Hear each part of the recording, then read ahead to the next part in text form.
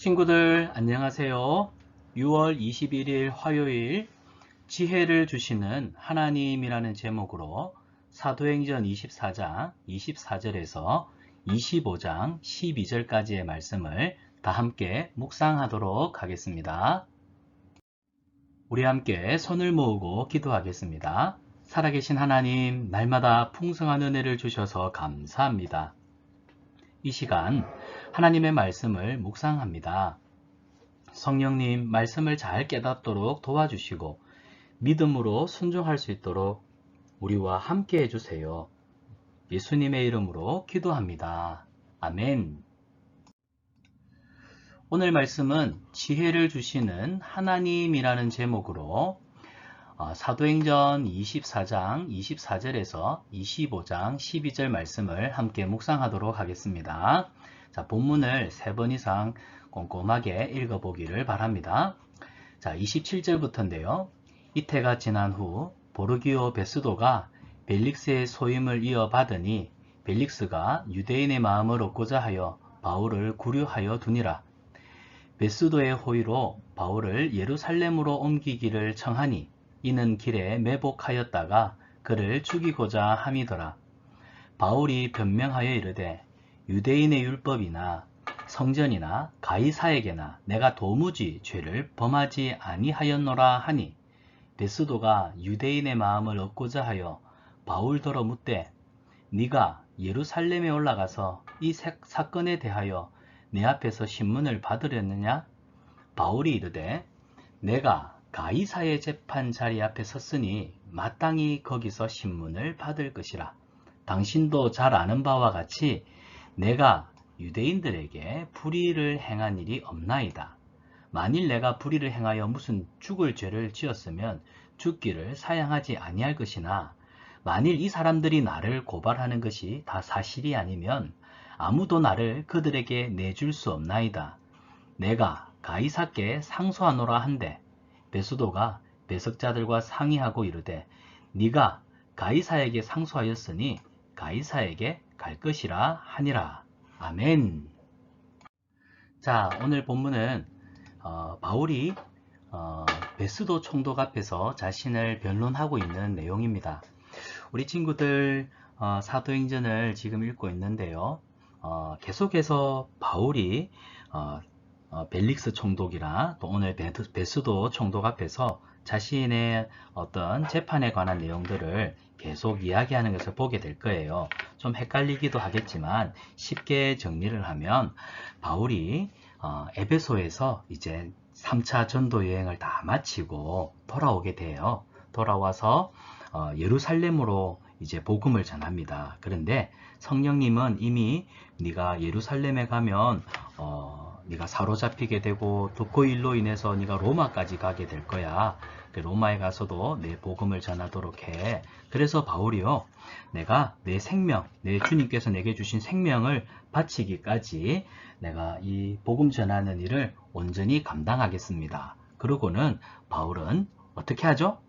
네, 바울이 복음을 전하러 이제 로마로 가게 됩니다. 자, 근데 이 로마로 가는 과정 속에 유대인들이 바울을 시기하고 미워해서 죽이려고 합니다.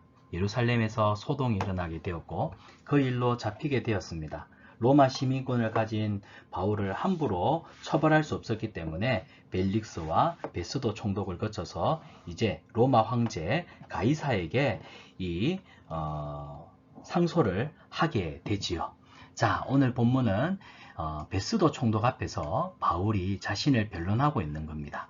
자, 벨릭스라고 하는 총독이 바울을 감옥에 가두어 두었습니다. 이 시간이 무려 2년이나 되었죠. 2년 동안 바울을 가두어 두었습니다.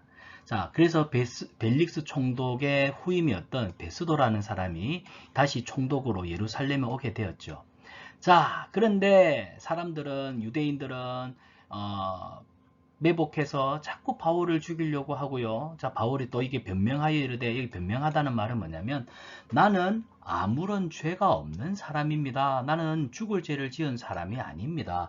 그런데 유대인들은 나를 자꾸 예수님의 도를 전한다고 해서 시기하고 미워하여 죽이려고 하는데 나는 죄를 짓지 않았고 심지어 나는 유대인들과 달리 유대인이기도 하지만 나는 로마 시민권을 가지고 있는 사람입니다. 고로 내 죄를 신문하려고 한다면 나는 로마 황제 앞에 가서 로마 황제 가이사에게 가서 내 죄를 고하고 내 문제를 고하고 재판받기 원합니다. 라고 베스도 총독에게 이야기를 하고 있는 겁니다.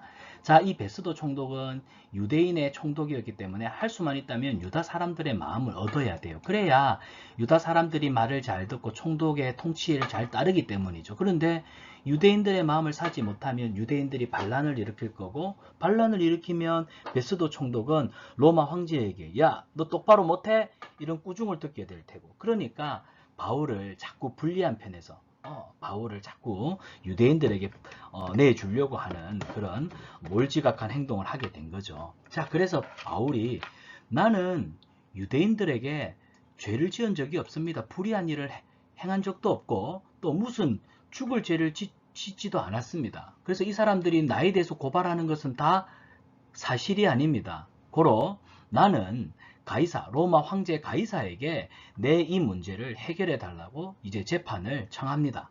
그래서 베스도가 함께 했던 사람들과 상의를 합니다. 이걸 어떻게 하면 좋지? 그래, 어쩔 수 없죠.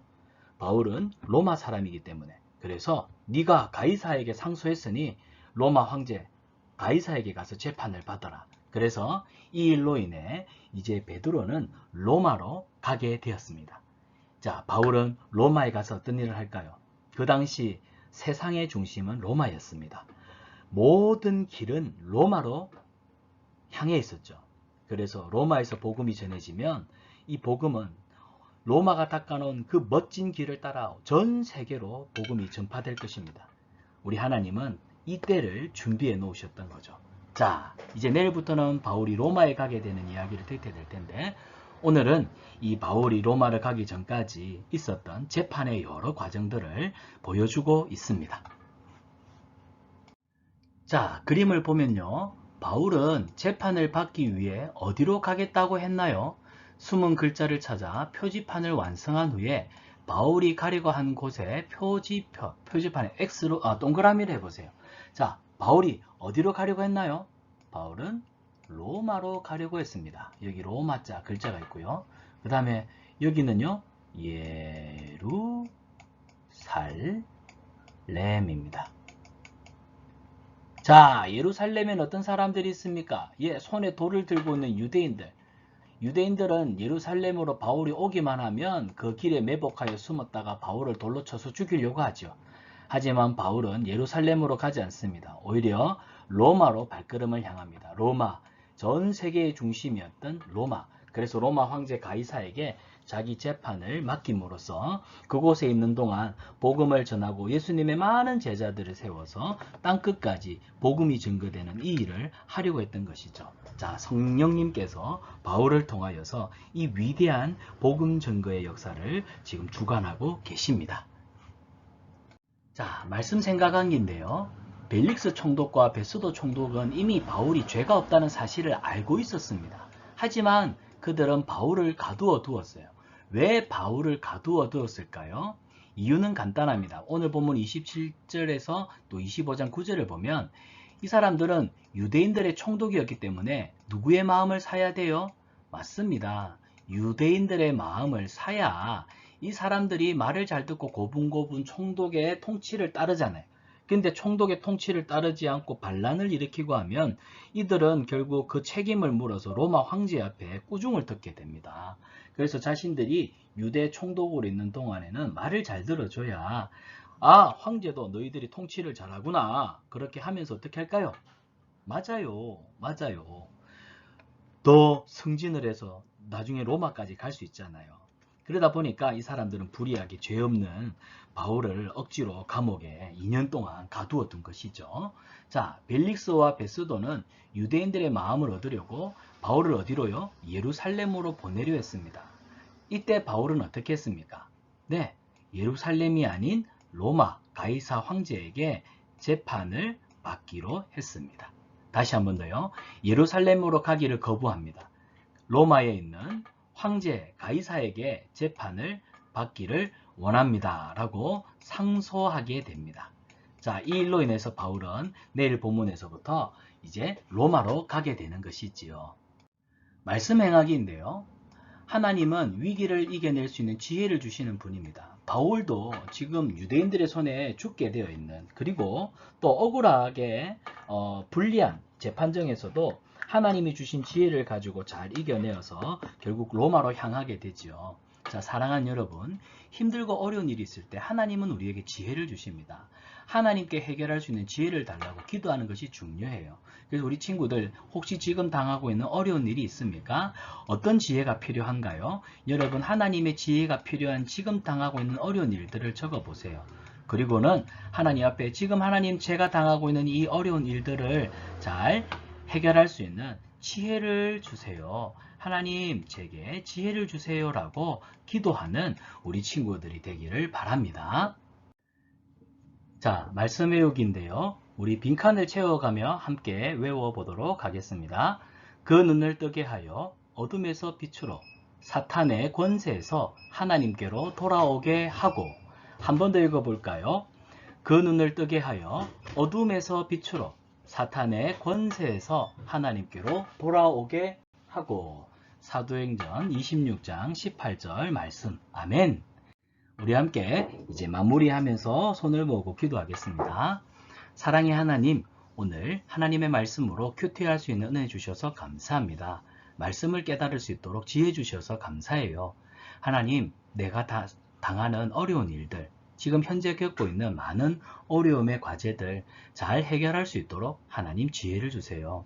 또 깨달은 말씀에 순종하며 살아갈 수 있도록 용기도 허락해 주세요. 우리를 사랑하시는 예수님의 이름으로 기도합니다. 아멘. 큐티로 시작한 하루, 큐티로 마무리한 하루, 가장 행복합니다.